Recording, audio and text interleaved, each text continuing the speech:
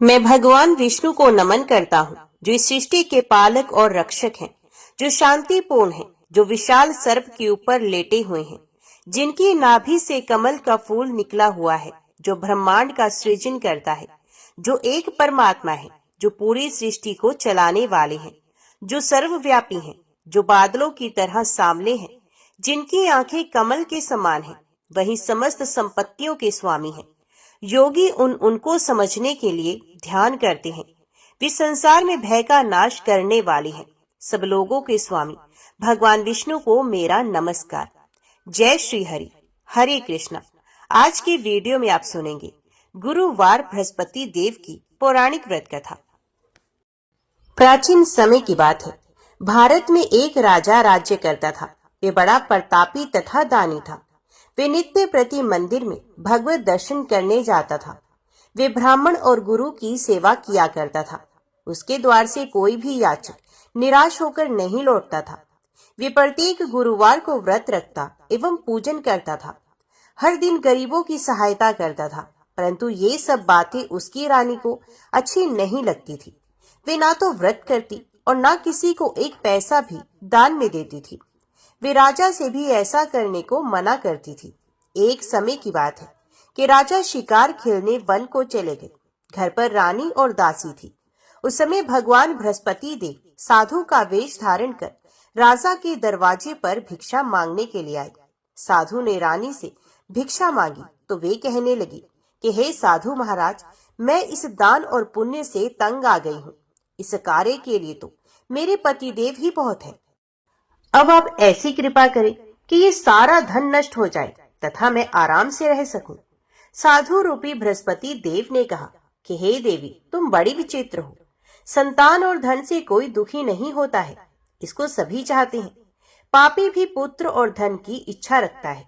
अगर तुम्हारे पास धन अधिक है तो भूखे मनुष्यों को भोजन कराओ, पियाओ लगवाओ, ब्राह्मणों को दान दो, धर्मशालाएं बनवाओ, कुआं, तालाब, बावड़ी, बाग बगीचे आदि का निर्माण करवा दो तथा निर्धन की कुंवारी कन्याओं का विवाह करवा दो। साथ ही यज्ञ आदि क्रम करो। इस प्रकार के कर्मों से आपके कुल का और आपका नाम परलोक में भी सार्थक होगा एवं तुम्हें भी स्वर्ग की प्राप्ति होगी। परंतु रानी साधु की इन बातों से खुश ना हुई।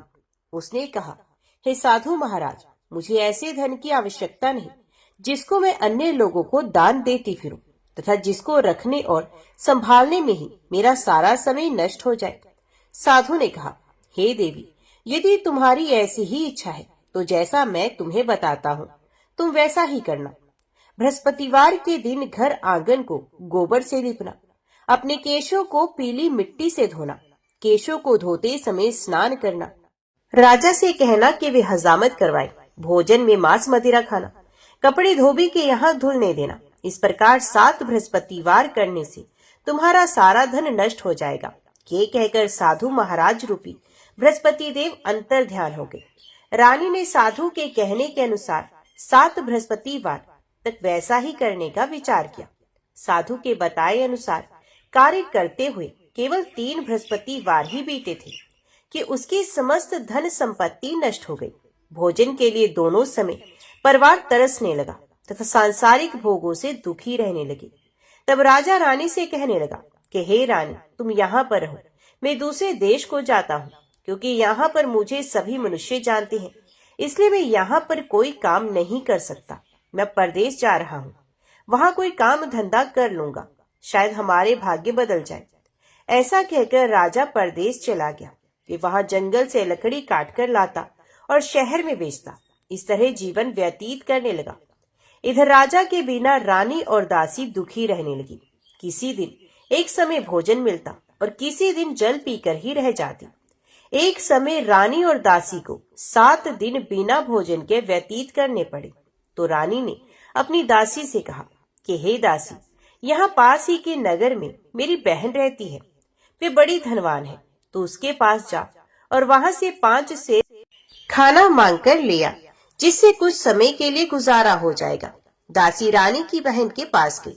रानी की बहन उस समय पूजा कर रही थी। बृहस्पतिवार का दिन था।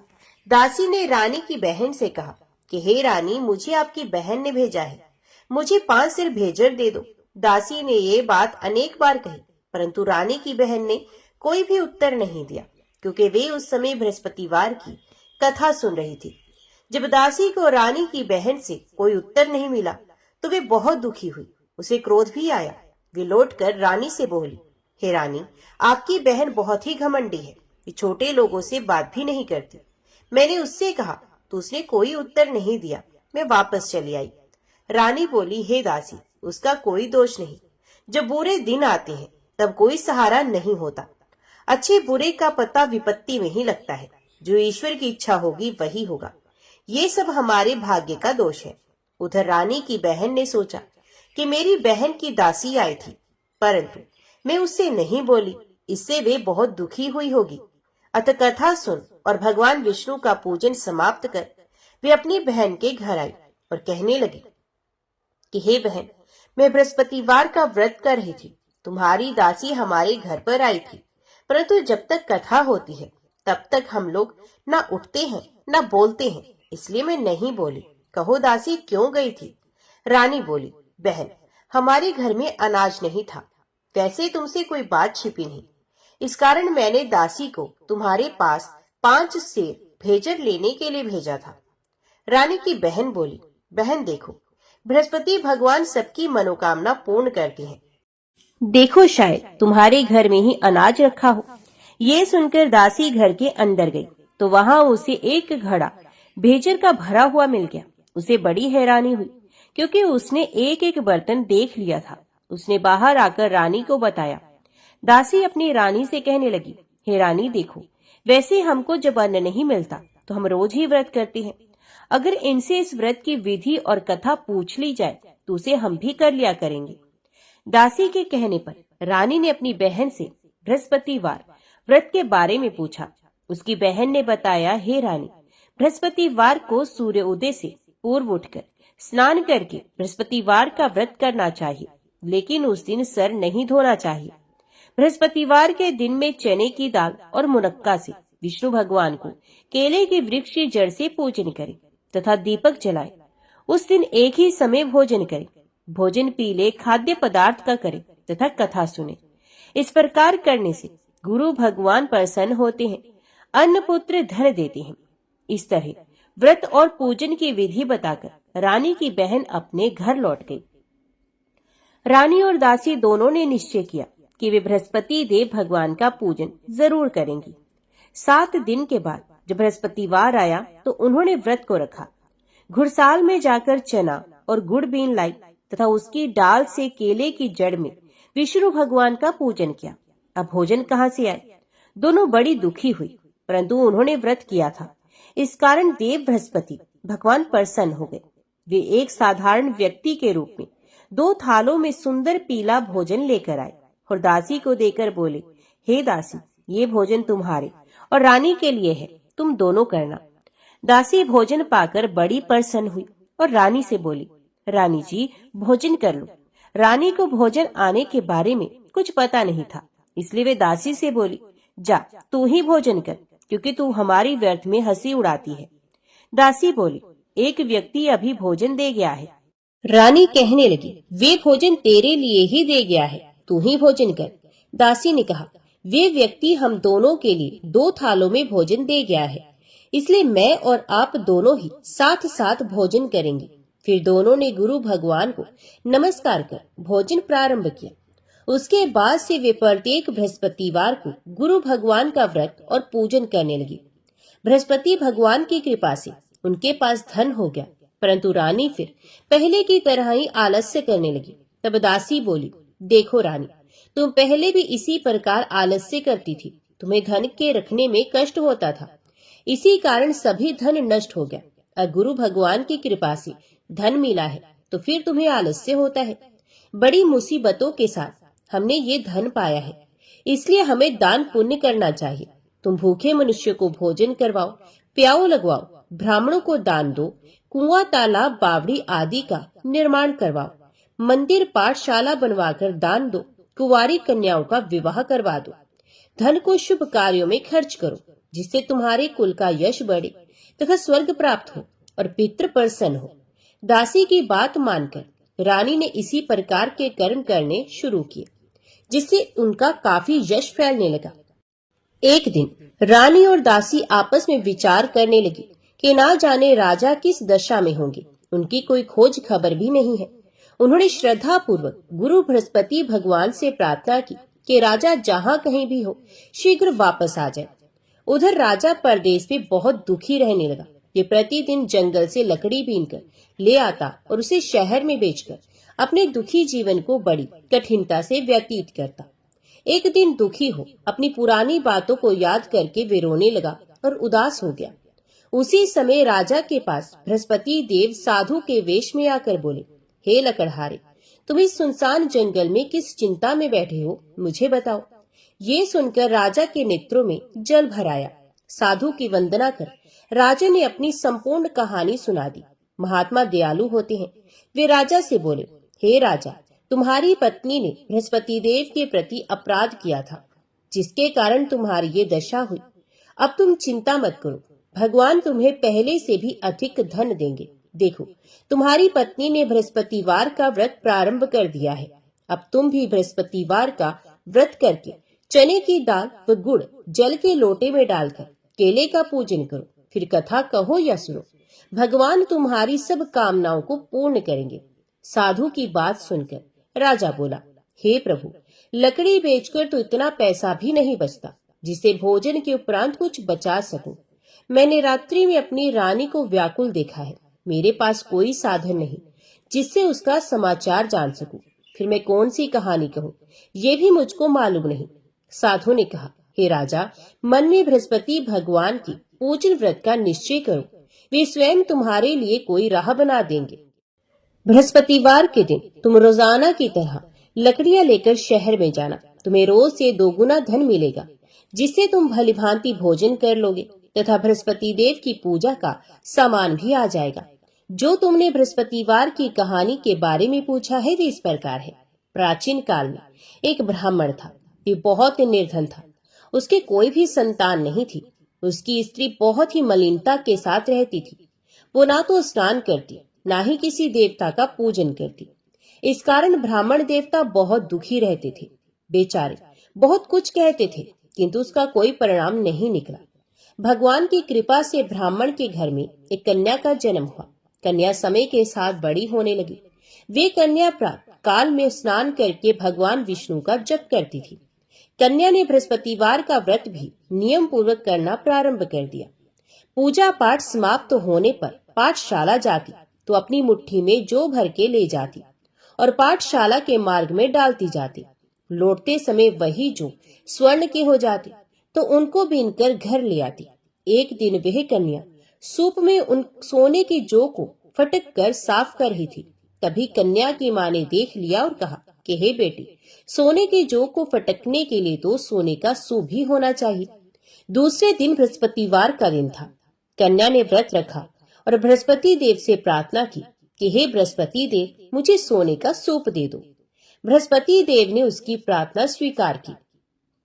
फिर रोजाना की तरह वे कन्या जो फैलाती हुई पाठशाला चली गई। पाठशाला से लौटकर जब वे नित्य की भांति जो बीन रही थी तो बृहस्पति देव की कृपा से उसे सोने का सूप मार्ग में पड़ा हुआ मिला।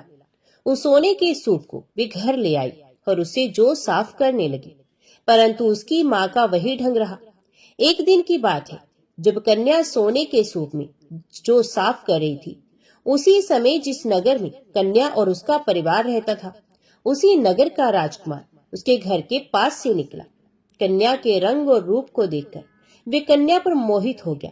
जब वह अपने राजमहल में आया तो वह बहुत उदास हो गया, बिना भोजन किए ही लेट गया।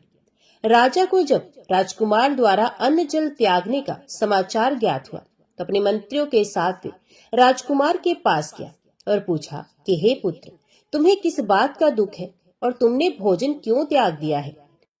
राजकुमार ने कहा कि हे पिताश्री, मुझे किसी बात का दुख नहीं, परंतु मैं उस लड़की से विवाह करना चाहता हूँ जो सोने के सूप में सोने के जौ साफ कर रही थी।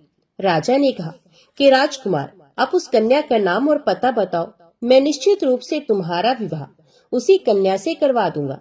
राजकुमार ने राजा को उस लड़की के घर का पता बता दिया। मंत्री उस लड़की के घर गया। मंत्री ने ब्राह्मण के समक्ष राजा की ओर से निवेदन किया। कुछ ही दिन के बाद ब्राह्मण की कन्या का विवाह राजकुमार के साथ संपन्न हो गया। कन्या के घर से जाते ही ब्राह्मण के घर में पहले की ही भांति गरीबी का निवास हो गया। अब भोजन के लिए अन्न भी बड़ी मुश्किल से मिलता था। एक दिन दुखी होकर ब्राह्मण अपनी पुत्री से मिलने गया। बेटी ने पिता की अवस्था को देखा और अपनी माँ का हाल पूछा। ब्राह्मण ने सभी हाल कह सुनाया। कन्या ने बहुत सा धन देकर अपने पिता को विदा किया, लेकिन कुछ दिन के बाद फिर वही हाल हो गया। ब्राह्मण फिर अपनी कन्या के यहाँ गया और सभी हाल कह सुनाया।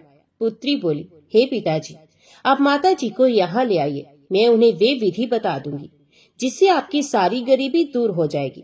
ब्राह्मण देवता अपनी स्त्री को साथ लेकर अपनी पुत्री के पास राजमहल में पहुंचे तो पुत्री अपनी माँ को समझाने लगी कि हे माँ, तुम प्रातः काल स्नान आदि करके भगवान विष्णु की पूजा करो तो घर की सब दरिद्रता और कष्ट दूर हो जाएंगे। परंतु उसकी माँ ने उसकी एक भी बात नहीं मानी। ये पहले की ही तरह प्रातः काल उठकर अपनी पुत्री की बची जूठन को खा लेती थी। एक दिन उसकी पुत्री को बहुत गुस्सा आया। उसने अपनी माँ को एक कोठरी में बंद कर दिया। प्रातः काल में अपनी माँ को कोठरी से बाहर निकालकर स्नान आदि के द्वारा पूजा पाठ करवाया तो उसकी माँ की बुद्धि ठीक हुई। इसके बाद उसकी माँ भी नियम से नित्य पूजा पाठ करने लगी और प्रत्येक बृहस्पतिवार को व्रत करने लगी। इस व्रत के प्रभाव से मृत्यु के बाद वे स्वर्ग को गई। ये ब्राह्मण भी सुख पूर्वक इस लोक का सुख भोग कर स्वर्ग को प्राप्त हुआ। इस तरह कहानी कहकर साधु बने देवता वहां से अंतर ध्यान हो गए। धीरे धीरे समय व्यतीत होने पर फिर बृहस्पतिवार का दिन आया। राजा जंगल से लकड़ी काटकर शहर में बेचने गया। उसे उस दिन और दिनों से अधिक धन मिला। लकड़हारा बने राजा ने चना गुड़ आदि लाकर बृहस्पतिवार का व्रत किया। उस दिन से उसके सभी कलेश दूर हो गए। परंतु जब अगले बृहस्पतिवार का दिन आया तो लकड़हारा बना राजा बृहस्पतिवार का व्रत करना भूल गया। इस कारण बृहस्पति भगवान नाराज हो गए। उस दिन उस नगर के राजा ने विशाल यज्ञ का आयोजन किया था तथा अपने समस्त राज्य में घोषणा करवा दी कि सभी राजमहल में भोजन करने आए, कोई अपने घर में खाने के लिए चूल्हा ना जलाए। इस आज्ञा को जो नहीं मानेगा उसको फांसी दे दी जाएगी। राजा की आज्ञा अनुसार राज्य के सभी वासी राजा के भोज में सम्मिलित हुए, लेकिन लकड़हारा कुछ देर से पहुंचा, इसलिए राजा उसको अपने साथ महल में ले गए। जब राजा लकड़हारे को भोजन करा रहे थे तो रानी की दृष्टि उस खूंटी पर पड़ी जिस पर रानी का हार लटका हुआ था। उसे हार खूंटी पर लटका दिखाई नहीं दिया। रानी को निश्चय हो गया कि मेरा हार इस लकड़हारे ने चुराया है। उसी समय सैनिक बुलवाकर लकड़हारे को जेल में डलवा दिया गया। लकड़हारा जेल में विचार करने लगा कि ना जाने कौन से पूर्व जन्म के कर्म से मुझे ये दुख प्राप्त हुआ, और जंगल में मिले उस साधु को याद करने लगा। उसी समय बृहस्पति देव साधु के रूप में प्रकट हो गए और कहने लगे, अरे मूर्ख, तुमने बृहस्पति देव का व्रत और पूजा नहीं की और सुख में उन्हें भूल गए, इसी कारण तुझे ये दुख प्राप्त हुआ। अब चिंता मत कर, बृहस्पतिवार के दिन जेल खाने के दरवाजे पर तुझे 4 पैसे पड़े मिलेंगे। उनसे तुम बृहस्पतिवार की पूजा करना तो तुम्हारे सभी कष्ट दूर हो जाएंगे। अगले बृहस्पतिवार उसे जेल के दरवाजे पर 4 पैसे पड़े मिले। राजा ने पूजा का सामान मंगवाकर कथा कही और प्रसाद बांटा। उसी रात्रि में बृहस्पति देव ने उस नगर के राजा के स्वप्न में आकर उससे कहा, हे राजा, तूने जिसे जेल में बंद किया है उसे कल छोड़ देना, वे निर्दोष है। राजा प्रातःकाल उठा और खूंटी पर हार टंगा देकर लकड़हारे को बुलाकर उस लकड़हारे से क्षमा मांगी और लकड़हारे बने राजा के योग्य सुंदर वस्त्र आभूषण भेंट कर उसे विदा किया। उस साधु की आज्ञा अनुसार राजा अपने नगर को चला गया। राजा जब नगर के निकट पहुंचा उसे बड़ा ही आश्चर्य हुआ। नगर में पहले से अधिक बाग, तालाब, कुएं और बहुत सी धर्मशालाएं, मंदिर आदि बने हुए थे। राजा ने नगर के एक व्यक्ति से पूछा कि ये किसका बाग और धर्मशाला है। तब नगर के उस व्यक्ति ने बताया, ये सब इस राज्य की रानी और दासी द्वारा बनाए गए हैं। राजा को आश्चर्य हुआ और गुस्सा भी आया कि उसकी अनुपस्थिति में रानी के पास धन कहाँ से आया होगा। जब रानी ने ये खबर सुनी कि राजा आ रहे हैं, तो उसने अपनी दासी से कहा कि हे दासी देख, राजा हमको कितनी बुरी हालत में छोड़कर गए थे। वे हमारी ऐसी हालत देखकर लौट ना जाए, इसलिए तू दरवाजे पर खड़ी हो जा। रानी की आज्ञा अनुसार दासी दरवाजे पर खड़ी हो गई और जब राजा आए तो उन्हें अपने साथ महल में ले आई। तब राजा ने क्रोध करके अपनी तलवार निकाली और पूछने लगा, बताओ ये धन तुम्हें कैसे प्राप्त हुआ।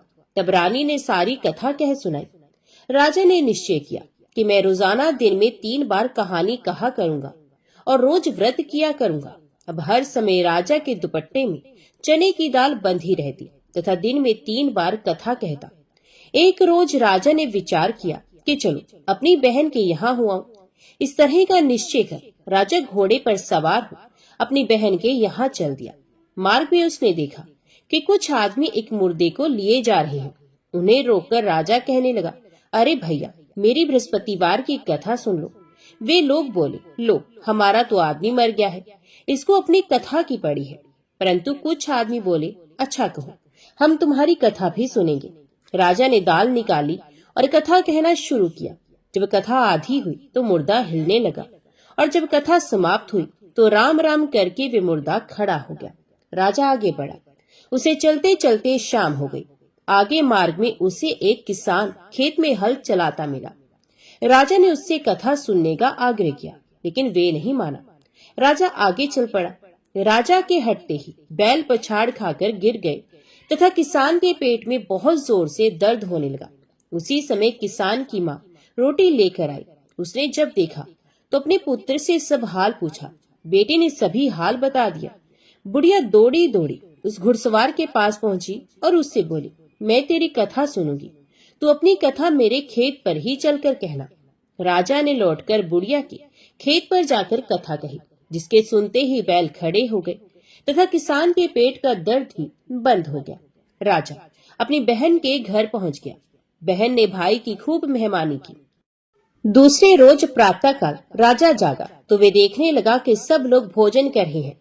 राजा ने अपनी बहन से जब पूछा, ऐसा कोई मनुष्य है जिसने भोजन ना किया हो, जो मेरी बृहस्पतिवार की कथा सुन ले। बहन बोली, हे भैया, ये देश ऐसा ही है, यहाँ लोग पहले भोजन करते हैं, बाद में कोई अन्य काम करते हैं। फिर एक कुम्हार के घर में गई, जिसका लड़का बीमार था। उसे मालूम हुआ कि उसके यहाँ 3 दिन से किसी ने भोजन नहीं किया है। रानी ने अपने भाई की कथा सुनने के लिए कुम्हार से कहा। वे तैयार हो गया। राजा ने जाकर बृहस्पतिवार की कथा कही, जिसको सुनकर उसका लड़का ठीक हो गया। अब तो राजा की पूरे राज्य में प्रशंसा होने लगी। एक दिन राजा ने अपनी बहन से कहा कि हे बहन, मैं अब अपने घर जाऊंगा, तुम भी तैयार हो जाओ। राजा की बहन ने अपनी सास से अपने भाई के साथ जाने की आज्ञा मांगी। सास बोली, हाँ चली जा, मगर अपने लड़कों को मत ले जाना, क्योंकि तेरे भाई की कोई संतान नहीं होती। बहन ने अपने भाई से कहा, हे भैया, मैं तो चलूंगी, मगर कोई बालक नहीं जाएगा। अपनी बहन को भी छोड़कर दुखी मन से राजा अपने नगर को लौट आया। राजा ने अपनी रानी से सारी कथा बताई और बिना भोजन किए पिछैया पर लेट गया। रानी बोली, हे प्रभु, बृहस्पति देव ने हमें सब कुछ दिया है, ये हमें संतान भी अवश्य देंगे। उसी रात बृहस्पति देव ने राजा को स्वप्न में कहा, हे राजा, उठ, सभी सोच त्याग दे, तेरी रानी गर्भवती है। राजा को ये जानकर बड़ी खुशी हुई। 9वें महीने रानी के गर्भ से एक सुंदर पुत्र पैदा हुआ। तब राजा बोला, हे रानी, स्त्री बिना भोजन के रह सकती है, परंतु बिना कहे नहीं रह सकती। जब मेरी बहन आए तो तुम उससे कुछ मत कहना। रानी ने हाँ कर दी। जब राजा की बहन ने ये शुभ समाचार सुना तो वे बहुत खुश हुई तथा बधाई लेकर अपने भाई के यहाँ आई। रानी ने तब उसे आने का उलाहना दिया। जब भाई अपने साथ ला रहे थे तब टाल गई, उनके साथ नहीं आई और आज अपने आप ही भागी भागी बिना बुलाए ही आ गई। तो राजा की बहन बोली, मैं इस प्रकार ना कहती तो तुम्हारे घर औलाद कैसे होती। बृहस्पति देव सभी की कामनाएं पूरी करते हैं।